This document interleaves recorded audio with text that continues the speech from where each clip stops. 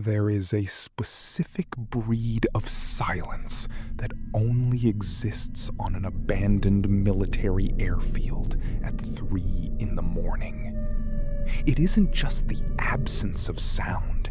It is a heavy, suffocating pressure that presses against your eardrums, making you hyper-aware of your own heartbeat, the fabric of your uniform rustling, and the rhythmic crunch of your boots on the cold asphalt. I was a first lieutenant with the National Guard, assigned to security detail at Miller Army Airfield, a sprawling, mostly decommissioned base that time and the Department of Defense had largely forgotten. My job was simple, albeit mind-numbingly tedious. Patrol the perimeter, check the locks on the old hangars, and ensure no local kids or scavengers were trying to score free copper wire from the dilapidated administrative buildings. I wasn't easily spooked. I had done 2 tours overseas, seen my fair share of combat, and had a rational, tactical explanation for almost everything. But what happened in Building 42 dismantled every ounce of logic I had ever relied on. It was a Tuesday night in mid-November, the kind of night where a thick, freezing fog rolled off the nearby tarmac, swallowing the floodlights and reducing visibility to less than 20 feet. The dampness seeped right through my tactical fleece. "Dispatch, this is Unit 2, I said, keying the radio clipped to my tactical vest. The cold plastic of the mic was slick with condensation. "Approaching Building 42 for routine sweep. Perimeter looks secure from the outside." The radio crackled, spitting a burst of static before Sergeant Miller's voice lazily drifted through the earpiece from the warmth of the command center 2 miles away. There's been no reports of suspicious activity." Copy that, Unit 2. Cameras on 42 are practically blind in this fog, but the motion sensors are quiet. Try not to freeze your ass off out there, Al. Coffee's fresh when you get back. Keep a mug warm for me. Heading in, I replied. Building 42 was an old logistics hub, a massive, brutalist block of concrete and frosted glass windows that hadn't seen active daytime use since the late 90s. It was a cavernous structure filled with long, echoing hallways, empty offices, and a massive central atrium where clerks used to process flight manifests. The power was still on, but just barely. Mostly just exit signs and a few flickering fluorescent tubes that buzzed like dying hornets. I unlocked the heavy steel double doors at the main entrance, the deadbolt crying out with a metallic screech that echoed into the pitch-black maw of the building.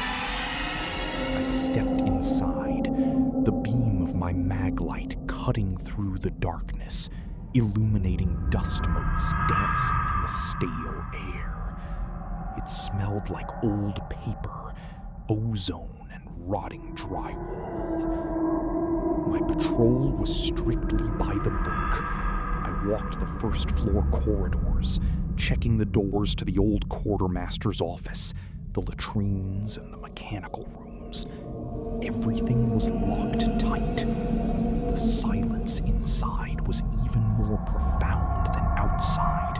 It felt like walking through a tomb. I finished my sweep in about 15 minutes, having found absolutely nothing out of the ordinary. Just empty rooms, shadows, and the low, distant hum of the building's ancient electrical grid. I made my way back to the main entrance. I stepped out into the freezing fog, pulling the heavy steel door shut behind me. I inserted the master key, turned it, and felt the satisfying, heavy clunk of the deadbolt sliding into the doorframe. I gave the handle a hard yank just to be sure. Locked tight. Nobody was getting in, and nobody was getting out. I turned my back to the door, exhaling a long plume of white breath into the freezing air, reaching for my radio to clear the building with dispatch. That was when the noise started. It didn't start as a subtle creak or a distant thud. It was immediate, violent, and deafeningly loud in the dead of night. Thud, thud, thud, thud. Heavy boots inside the building. And they weren't just walking. Whoever was in there was sprinting hard. The chaotic, desperate slap of rubber soles against the linoleum floor echoed through the frosted glass behind me. The footsteps were originating from deep down the central hallway, and they were moving incredibly fast, heading directly toward the front door I had just locked. My heart slammed against my ribs. Muscle memory, drilled into me over a decade of service, instantly took over. My hand dropped to my right hip, thumbing the retention hood of my holster. In a fraction of a second, my Sig Sauer M17 was drawn, gripped tight in both hands, the underbarrel flashlight piercing the fog as I spun around to face the door. "Dispatch! Unit 2! I barked into the radio, my voice tight with adrenaline. "I have an active 1014 at Building 42. Someone is inside!" "Unit 2? Repeat." Miller's voice snapped back, the lazy drawl entirely gone. "Motion sensors are dead, L. We show nothing inside." "I don't care what your sensors say, Miller. I've got a runner." The footsteps grew louder, more frantic. Thud, thud, thud, thud. They were right on the other side of the door now. I raised my weapon, aiming dead center at the frosted glass, expecting the heavy steel door to burst open, expecting someone to smash through the glass in a desperate bid for escape. I braced my stance, finger resting just outside the trigger guard. Silence. The sprinting stopped instantly. There was no sound of skidding to a halt, no heavy breathing panting against the crack of the door. Just a sudden, absolute, impossible silence. "Stand down!" I roared, my voice booming through the fog. "National Guard security! Step away from the door and place your hands on the glass where I can see them!" Nothing. No movement. No shadows playing behind the frosted glass. I stood there for what felt like an eternity. The beam of my weapon light reflecting off the condensation on the heavy door. My breathing sounded ragged in my own ears. "Miller," I whispered into the mic, never taking my eyes off the door. "I'm making entry. Track my body cam." "Copy, L. Backup is rolling from the main gate. ETA 5 minutes. Do not engage unless fired upon." I stepped up to the door, keeping my weapon raised. With my left hand, I fumbled for the master key, slid it into the lock, and turned it. The deadbolt clicked open. I pushed the heavy door inward and immediately stepped back, slicing the pie, clearing my angles from the outside before exposing myself to the interior hallway. The beam of my weapon light swept back and forth. Empty. The long corridor stretched out before me, exactly as I had left it 3 minutes ago. No muddy footprints on the linoleum, no disturbed dust. Nothing. "Security! Show yourself!" I yelled, stepping fully into the building. The acoustics of the concrete walls swallowed my voice, throwing it back at me in a mocking echo. I began to move tactically, sweeping room to room. I checked the offices and the entrance. I checked the latrines. I physically shoved my weight against the locked doors of the utility closets. Everything. was exactly as I had left it. Every window was sealed. Every exterior exit was deadbolted from the inside. There was absolutely no way someone could have sprinted down that hall, reached the door, and vanished into thin air. It defied physics. It defied logic. A cold sweat broke out on the back of my neck. I am a rational man, but standing in that empty hallway, a primal, deeply ingrained sense of wrongness began to claw at the edges of my mind. The air felt heavy. The silence felt malicious. I pushed forward, moving into the massive central atrium, the heart of Building 42. The anomaly. As I stepped into the cavernous space, sweeping my light across the abandoned front desks and the rows of empty chairs, a new sound cut through the silence. Ooh, click. Ooh, click. I snapped my weapon up, tracking the noise. In the dead center of the room, sitting atop an old, rusted metal filing cabinet, was an industrial oscillating desk fan. It was ancient, the kind with heavy metal blades and a wire cage. And it was running. The blades were spinning at full speed, the motor humming aggressively, the cage oscillating slowly from left to right, panning across the empty room. Click. It reached the right side. Click. It reached the left side. My stomach dropped into my boots. I had just been in this exact room 20 minutes ago. I had shined my light directly on that filing cabinet. That fan had been dead. It was unplugged. I specifically remembered noting the frayed black power cord trailing onto the dusty floor. I slowly walked toward it, my gun still raised, my light blindingly bright against the rusted metal. As I got closer, I looked down. The power cord was still lying on the floor, unplugged. My mind desperately scrambled for an excuse. Capacitor discharge? Residual power? Battery backup? None of it made sense. This was a piece of junk from the 1980s. "Hey," I said. My voice didn't boom this time. It cracked. It was a weak, pathetic sound in the massive room. Is someone there? The very second the question left my lips, the fan stopped.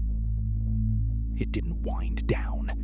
The motor didn't slowly decelerate. The heavy metal blades seized instantly, freezing in place with a violent metallic clack, as if an invisible hand had just jammed an iron bar into the cage. Simultaneously, the atmosphere in the room collapsed. The temperature didn't just drop, it plummeted. It felt as though I had been shoved headfirst into a walk-in freezer. The residual warmth of my body was instantly stripped away. I gasped, and a thick cloud of white vapor plumed from my mouth, illuminated by my flashlight beam. But it wasn't just the cold. It was the feeling of a physical presence. The hairs on my arms stood straight up, painful against my sleeves. Every alarm bell in my nervous system, every evolutionary survival instinct honed over millions of years, screamed a single deafening command into my brain. Run. I didn't back away tactically. I didn't clear my corners. The sheer, unadulterated terror broke me. I lowered my weapon, turned on my heel, and bolted. I sprinted down that dark corridor just as fast as the phantom footsteps I had heard minutes before. I hit the front doors at a full run, throwing my shoulder into the heavy steel, bursting out into the freezing fog of the tarmac. I didn't bother locking it. I didn't look back. I ran until my lungs burned and my legs felt like lead, putting as much distance between myself and Building 42 as humanly possible. 20 minutes later, I was sitting in the brightly lit, overheated command center. I was shivering violently, clutching a mug of black coffee with both hands, spilling half of it onto my uniform. Sergeant Miller was staring at me, his face pale. He wasn't joking anymore. "Drink the coffee, Elle," he said quietly. "Take a breath." The QRF swept the building, top to bottom. They found nothing. Doors were locked, no forced entry. No footprints. "I heard them, Mac," I stammered, my teeth chattering. "I swear to God. And the fan was running without power." Miller sighed, swiveling his chair toward the bank of monitors. "Let's look at the tape." He pulled up the exterior camera footage first. The black and white feed was grainy, fighting through the thick fog. We watched as a tiny pixelated version of me exited the building, locked the door, and turned around. Then, we watched me react. On the silent video, I suddenly jerked, as if startled by a bomb blast. I saw myself draw my weapon with lightning speed, aiming it squarely at the closed door, my body tense, yelling into the radio. "See?" I pointed at the screen with a trembling finger. "Right there. That's when I heard the running." Miller clicked a button, bringing up the audio feed from my body microphone. Click. "Dispatch, Unit 2. I have an active 1014 at Building 42. Someone is inside." Click. There were no footsteps, just the sound of the wind, my own ragged breathing, and the frantic panic in my voice. The microphone, sensitive enough to pick up the rustle of my jacket, had recorded absolutely nothing from inside the building. "Now watch the interior," Miller said softly. He switched to the camera mounted in the central atrium. The footage was dark, illuminated only by the sweeping beam of my own flashlight as I entered the frame. I watched myself walking tactically into the room. I watched myself stop dead in my tracks, aiming my gun at the center of the room. "There," I whispered. "Look at the fan." Miller zoomed in on the filing cabinet. The rusted desk fan sat there. It was perfectly still. It never moved. I watched myself on the screen, aiming my weapon at a completely stationary piece of junk. I watched my lips move as I asked the empty room if anyone was there. And then I watched myself physically recoil, as if struck by an invisible force, before turning and fleeing in absolute, abject terror from an entirely empty room. I sat back in my chair, the coffee mug slipping from my fingers and shattering on the tile floor. My mind couldn't reconcile what my eyes had seen, what my ears had heard, and what the unforgiving eye of the camera had recorded. Lingering echoes. I didn't get fired. The base commander chalked it up to combat fatigue and night shift stress. They offered me 2 weeks of paid leave and mandatory counseling. I took the leave, but I never went to the counseling, and I never put the uniform back on. 2 weeks to the day after that night, I drove to the main gate in my civilian clothes, handed my badge and my resignation letter to the guard on duty and drove away. They say the mind plays tricks on you in the dark. They say isolation and fatigue can manifest as auditory hallucinations. I've read all the psychological explanations, trying desperately to find a logical anchor to hold on to. But logic doesn't explain the bone-deep, unnatural cold. Logic doesn't explain the primal instinct of a predator standing inches away from you in the dark. I work a day job now, an office in the city, surrounded by people, bright lights, and the constant noise of traffic. I never work past sunset. But sometimes, when I'm alone in my apartment, and the hum of the refrigerator cuts out, leaving the room in total silence, I catch myself holding my breath. I look at the locked front door, and I wait, terrified that from the other side, I'll hear the sudden frantic slap of heavy boots sprinting toward me. Because I know what the cameras showed, but I also know what I felt. And the most terrifying part isn't that I was in that building with something impossible. The most terrifying part is the lingering dread that when I finally ran out of those doors, whatever it was didn't stay behind.